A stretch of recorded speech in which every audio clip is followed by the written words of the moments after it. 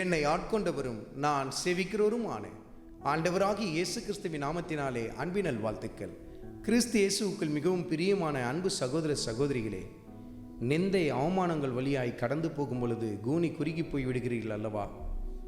அல்லது பதிலுக்கு பதில் நீங்களும் செய்து விடுகிறீர்கள் அல்லவா? என்ன அவங்க இப்படி நடத்தினாங்க, நானும் அப்படி தான் செய்வேன். அவங்களுக்கு இப்போ எனக்கு தருணம் கிடைக்கல, ஆனால் நிச்சயமாக ஒரு தருணம் கிடைக்கும், அப்பொழுது நான் அவங்கள பழி வாங்குவேன். இப்படிப்பட்ட எண்ணங்கள் உங்களுக்குள் காணப்பட்டு கொண்டிருக்கிறதா? இப்படிப்பட்ட பாதையின் வழியாய் நாம் கடந்து போகும் பொழுது நாம் என்ன செய்ய வேண்டும் என்று சொல்லி கர்த்தருடைய ஆவியானவர் சுட்டி காட்டுகிறார். பாருங்கள், சங்கீதத்தின் புத்தகத்தில் 69வது அதிகாரத்தில் 7வது வசனத்தின் முதல் பகுதியை குறித்து கொண்டு தியானித்து பாருங்கள். உமது நிமித்தம் நிந்தையை சகித்தேன் என்று சொல்லி எழுதப்பட்டிருக்கிறதை நீங்கள் பார்க்க முடியும். உமக்காக நான் நிந்தையை சகித்து கொள்ளுகிறேன் என்று சொல்லி சங்கீதக்காரர் அந்த இடத்துல அறிக்கை செய்கிறார். இப்படி தான் மிகவும் பிரியமானவர்களே, நாமும் நம்முடைய வாழ்க்கையிலே ஆண்டவர் இயேசு கிறிஸ்துவின் நிமித்தம் நிந்தையை சகித்து கொள்ள வேண்டும். மற்றவர்கள் நமக்கு விரோதமாய் பேசுகிற காரியத்தை சகித்து கொள்ள வேண்டும்.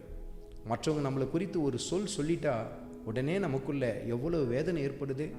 சில பேரை நம்ம பார்க்க முடியும், யாராவது அவங்கள குறித்து தப்பாக பேசிட்டாங்கன்னா உடனே போய் என்ன பண்ணுவாங்க, அவங்கள்ட்ட சண்டைக்கு நிற்பாங்க. அல்லது அவங்க எந்த இடத்துலலாம் அவங்கள குறித்து தப்பாக பேசினாங்களோ அந்த எல்லா இடத்துக்கும் போய் தாங்க அப்படிப்பட்டவங்க இல்லைன்னு சொல்லி நிரூபிக்கிறதுக்கு போராடுவாங்க.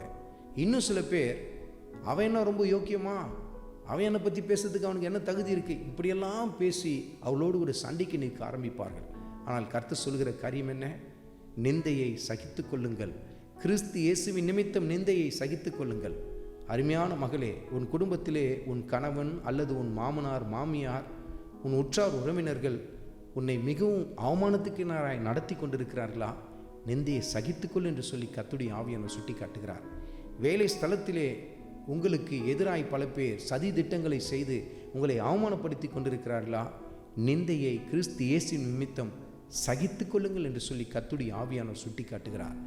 அவருக்காக நீங்கள் பாடுகளை அனுபவிக்கும் பொழுது அவரோடு கூட ஆளுகை செய்யத்தக்கதாய் கர்த்தர் உங்களை பலப்படுத்த ஆரம்பிப்பார். பாருங்கள், அருமையான மகனே மகளே, சிலுவை சகித்த ஆண்டவர் இயேசு கிறிஸ்துவை உங்கள் சிந்தையிலே தரித்து கொள்ள ஆரம்பியுங்கள்.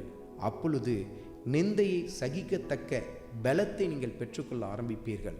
கர்த்தர் உங்கள் வாழ்க்கையிலே மகிமைப்படுவார், உங்களுக்காக வழக்காடுவார். ஆண்டவராகிய இயேசு கிறிஸ்துவின் கிருபை உங்கள் அனைவரோடும் கூட இருப்பதாக. ஆமென்.